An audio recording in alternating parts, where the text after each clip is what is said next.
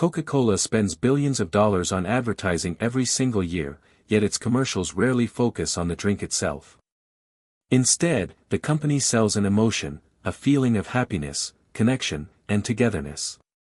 But many believe that cheerful image hides a much darker reality.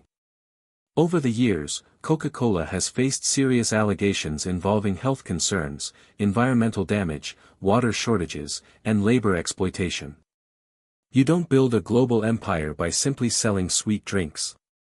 Let's take a journey through the remarkable history of Coca-Cola, spanning more than 3 centuries, to explore the decisions that shaped its success and the controversies that followed.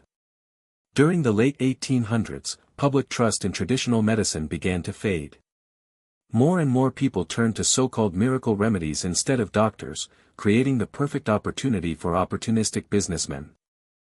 They flooded the market with patent medicines that promised to cure everything from headaches to life-threatening illnesses. In reality, most of these products were unregulated mixtures of questionable ingredients, offering little medical value while posing serious health risks. Since there were virtually no laws controlling their claims, the industry quickly became incredibly profitable. One of the most successful products of the era was Vin Mariani, a tonic made by combining wine with coca leaf extract. It was promoted as an all-purpose remedy, making customers feel better simply because it contained both alcohol and cocaine. Among Vin Mariani's biggest fans was John Pemberton, a Civil War veteran who had suffered devastating injuries. Doctors had given him large doses of morphine to ease his final hours, but against all expectations, he survived. However, the treatment left him severely dependent on morphine.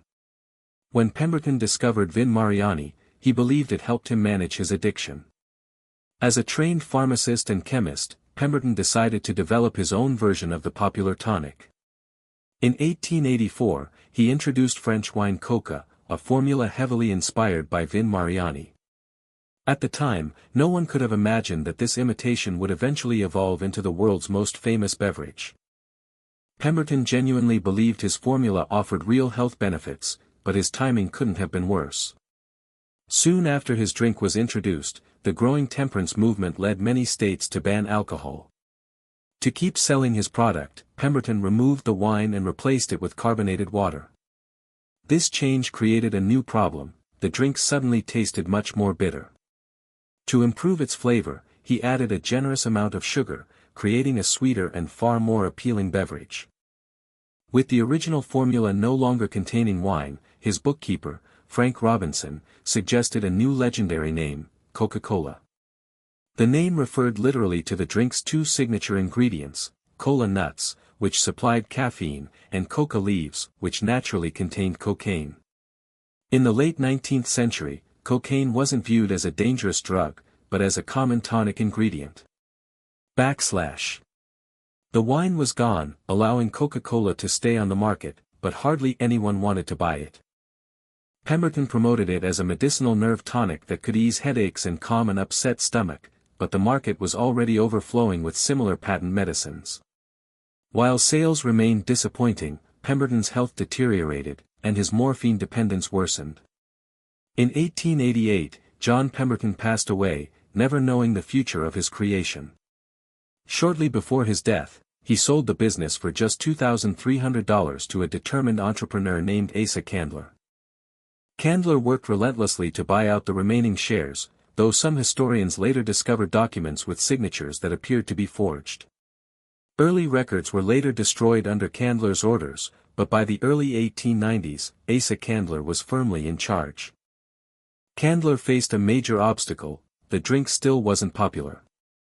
Rather than changing the product, he focused on making the brand impossible to ignore. Coca-Cola signs appeared everywhere, on billboards, storefronts, banners, walls, and even painted onto barns. One of Candler's smartest ideas was mailing coupons for a free glass of Coca-Cola to local pharmacies' best customers. Since the formula contained ingredients that encouraged repeat consumption, the approach proved remarkably effective. Eventually, Candler realized that marketing Coca-Cola as medicine was limiting its potential. Instead of targeting only sick customers, he presented it as a refreshing beverage that anyone could enjoy. This shift completely separated Coca-Cola from the fading patent medicine industry. The new advertising strategy worked beyond expectations. Candler poured massive amounts of money into marketing, hiring famous athletes and popular entertainers to build an image of Coca-Cola as something fun, modern, and universally loved. The company also began running Christmas campaigns featuring Santa Claus holding bottles of Coke, associating the brand with holiday traditions, happiness, and family celebrations. These marketing techniques were groundbreaking for the time. The company even analyzed traffic patterns and shopping habits to determine where ads would have the greatest impact. As new media appeared, newspapers, radio, or television, the company invested immediately, ensuring that wherever consumers looked, Coca-Cola would already be there. In those early years, Coca-Cola was primarily served at soda fountains, which dramatically reduced expenses since the company only shipped concentrated syrup. Then, two lawyers, Benjamin Thomas and Joseph Whitehead, approached Asa Candler with an idea that would change the future: bottling Coca-Cola. Candler wasn't impressed, viewing bottling as expensive and risky. However, the two businessmen offered to cover all startup costs and assume all financial risks themselves. Seeing no downside, Candler signed away the exclusive bottling rights for the symbolic sum of just $1. It seemed like an easy win-win decision at the time. Demand exploded, and bottled Coke became an enormous success as consumers loved the convenience. But hidden inside that contract was a mistake that would haunt the company for decades. The agreement had no expiration date and no provisions to raise syrup prices if production costs rose. Coca-Cola later spent millions of dollars buying back rights it had sold for a single dollar. During the early 1900s, Coca-Cola experienced record-breaking growth, proving that its success came from relentless marketing rather than a unique recipe. However, its greatest opportunity arrived from a completely unexpected direction: World War II. When the U.S. government introduced sugar rationing, nearly every beverage manufacturer was forced to cut production. Coca-Cola aggressively argued for special treatment, claiming its drink was essential to the war effort to boost troop morale. Backed by heavy lobbying and funded studies, the strategy paid off. The U.S. government appointed a Coca-Cola executive to the Sugar Rationing Board, granting the company an exemption that its competitors never enjoyed. The company's president publicly announced that every American soldier should be able to buy a bottle of Coca-Cola for just 5 cents, no matter where they were stationed or how much it cost the company. Financially, it meant losing money on each bottle, but strategically, it was pure genius. Millions of Americans began associating Coca-Cola with patriotism and sacrifice. Behind the scenes, the company negotiated with the U.S. government to build bottling plants overseas to support the troops. In reality, this gave Coca-Cola an unprecedented chance to conquer international markets. During the war, 64 overseas bottling plants were established with significant military assistance. The technicians responsible for setting them up were considered as essential as crews repairing military vehicles. As American soldiers deployed globally, they shared their comforting bottles of Coke with local communities, unintentionally becoming Coca-Cola's greatest brand ambassadors. While countless businesses struggled to survive the war, Coca-Cola expanded faster than ever, laying the foundation for a global empire sold in almost every country on Earth. But this patriotic success story had a much more complicated, dark side. While celebrating American troops at home, Coca-Cola's German operations worked hard to distance themselves from their U.S. identity to survive in Nazi Germany. Coca-Cola advertisements appeared alongside Nazi imagery, and the drink was distributed at Hitler Youth events. Germany was one of its largest markets, and the company had no interest in abandoning it. However, as the war intensified, international trade restrictions made it impossible to ship the secret Coca-Cola syrup into Germany. Max Keith, the manager of German operations, refused to let the business die. He challenged his team to create an entirely new beverage using local ingredients and food production leftovers, such as apple fiber and whey. The result was a completely new soft drink called Fanta. Due to wartime shortages eliminating competitors, Fanta became extremely popular throughout Germany. Some historical accounts allege that forced labor from concentration camps may have been involved in its production, a point still debated by historians. What is certain is that after the war, all the profits generated by Fanta benefited Coca-Cola's headquarters, and Max Keith was promoted. By the mid-1950s, Fanta expanded worldwide, while the company chose to focus on the brand's success rather than its controversial origins. For years, Coca-Cola has encouraged people to believe that its greatest secret is the famous formula locked away inside a heavily guarded vault. It makes for a great story, but the recipe itself isn't the reason the company became a global powerhouse.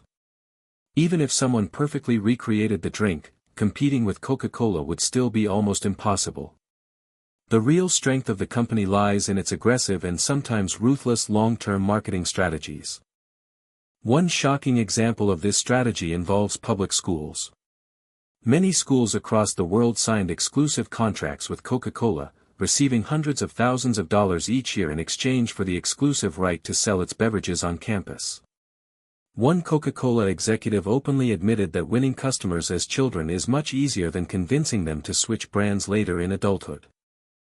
Some agreements even rewarded schools financially if students purchased more soft drinks, turning underfunded schools into corporate sales hubs. This was only one of several methods used to market to younger audiences. Coca-Cola released an enormous range of branded merchandise, including dolls, toy trucks, and board games. Holiday advertising became another powerful tool, forever linking the brand with Santa Claus and family warmth to create emotional memories that began in childhood.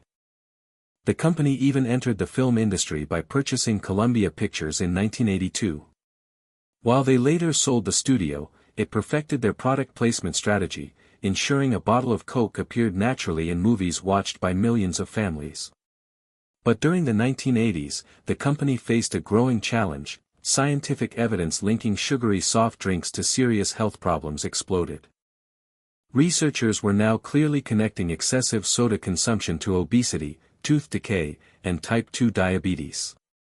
One well-known study found that children who drank just one additional sugary beverage each day were significantly more likely to become overweight, raising serious public relations problems for a brand built on happiness. Critics also questioned the use of caffeine. The company maintained that caffeine was included purely for flavor. However, blind taste tests suggested that most people couldn't reliably distinguish between caffeinated and caffeine-free versions of the drink. This led health advocates to ask a dark question: why continue adding an addictive stimulant to a product consumed by millions of children? Rather than accepting these criticisms, much of the soft drink industry adopted a strategy previously used by big tobacco companies. Instead of trying to prove their products were completely harmless, they focused on creating uncertainty around the scientific evidence. Coca-Cola invested heavily in funding its own medical research that conveniently challenged the connection between sugary beverages and health problems. At the same time, the company spent millions lobbying governments to successfully oppose sugar taxes and stricter nutritional regulations. As public opinion became harder to control, Coca-Cola expanded into the bottled water market with the launch of Dasani. However, the UK launch turned into a public relations disaster when investigations revealed Dasani was simply purified local tap water sold at a premium price. To make matters worse, a manufacturing error introduced excessive minerals, forcing a recall of 500,000 bottles. In 1999, another crisis struck when hundreds of schoolchildren in Belgium and consumers in France became severely ill after drinking contaminated Coca-Cola products, leading to massive product bans and heavy criticism over the company's slow response. Around the same period, Coca-Cola faced severe environmental accusations in India. Independent investigations claimed toxic waste from bottling facilities contaminated nearby farmland and water supplies, harming livestock and destroying local agriculture. Furthermore, researchers in New Delhi detected dangerous pesticide residues in Coca-Cola products. Local residents reported that within months of a factory opening, clean water vanished, wells dried up, and people began suffering from persistent skin irritation and chronic itching. The water crisis escalated in drought-prone regions, most notably in Mexico. Between 2000 and 2006, Mexico's president was a former head of Coca-Cola Mexico. During his term, the company received massive water concessions, allowing it to extract limitless water while nearby communities faced dry rivers and severe shortages. Beyond politics, the company faced international backlash through campaigns like Stop Killer Coke, which accused Coca-Cola of turning a blind eye to union intimidation and brutal violence against workers at bottling plants in Colombia and Guatemala. Ironically, some of the most significant backlash Coca-Cola ever faced did not come from ethical or environmental issues, but from the taste of its own product. In 1985, after losing market share to Pepsi, executives made one of the most infamous decisions in corporate history. They discontinued the original recipe and launched a sweeter version called New Coke. The consumer reaction was immediate and furious. Longtime customers felt deeply betrayed, viewing Coca-Cola not just as a drink, but as an American cultural symbol. Protests erupted across the United States. Consumers flooded the company with angry letters and phone calls, while others stockpiled the original formula. Within just a few months, Coca-Cola made a stunning U-turn, bringing back the original recipe as Coca-Cola Classic. Sales surged instantly. What seemed like a marketing disaster ultimately proved how deeply attached people were to the brand's identity. The lesson was clear: Coca-Cola wasn't just competing on flavor, it was competing on pure human emotion and loyalty. Today, Coca-Cola stands as one of the most powerful and recognizable brands in human history, successfully shifting its marketing into digital platforms and influencer culture. Its journey from a 19th-century medicinal tonic to a global empire reflects the very evolution of modern marketing. Behind the cheerful red logo lies a complex history filled with brilliant risks, corporate dominance, and ongoing controversies. In the end, Coca-Cola proved that you don't build a worldwide empire by simply selling a drink, you build it by selling an idea that the world refuses to let go of.